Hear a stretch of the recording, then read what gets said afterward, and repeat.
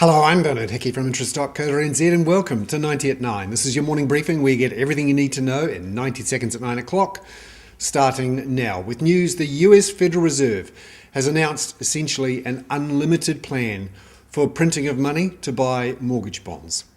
This isn't so much QE3 as QE infinity. The US Federal Reserve announced overnight plans to buy $40 billion US a month of mortgage bonds. They aim to reduce long-term interest rates to encourage people to borrow. It will keep doing this until the jobs market improves. This is essentially open-ended money printing.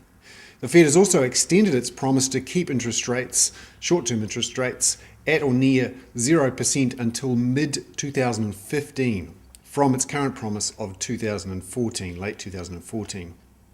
It will also extend its reinvestment of principal in its current mortgage bond portfolio to the end of the year, which injects a further $45 billion a month into the US economy. Overall, towards the end of this year, we're looking at $85 billion a month. That's $250 billion in stimulus in the next 3 months. Beyond that, the US Federal Reserve will be injecting almost $500 billion a year into the US economy. Now that's on top of $2.6 trillion already done in versions 1 and 2 of quantitative easing. Now US stocks celebrated. They rose 1.6% overnight to their highest level since 2007. That's before the Lehman Brothers crisis. The gold price rose 2% to $1,788 an ounce. Oil rose 1.1% to $98 a barrel for West Texas Intermediate. The US 10-year bond yield actually fell slightly to 1.73%, as you'd expect, I suppose, with the US Federal Reserve essentially buying bonds and pushing down yields.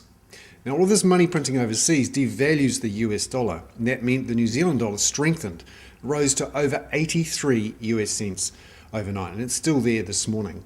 Ironically, that means the gold price, which rose in US dollar terms, was actually flat in New Zealand dollar terms. And meanwhile, yesterday afternoon, Reserve Bank Governor Bollard essentially said he would not be intervening in the currency because he says there's nothing he can do when the big central banks of the world print money like this. He once referred to an old African proverb, when elephants fight, the grass gets trampled. Effectively, that's what's happening to the New Zealand economy and the New Zealand dollar at the moment. I'm Bernard Hickey. That was 90 at 9 from interest.co.nz.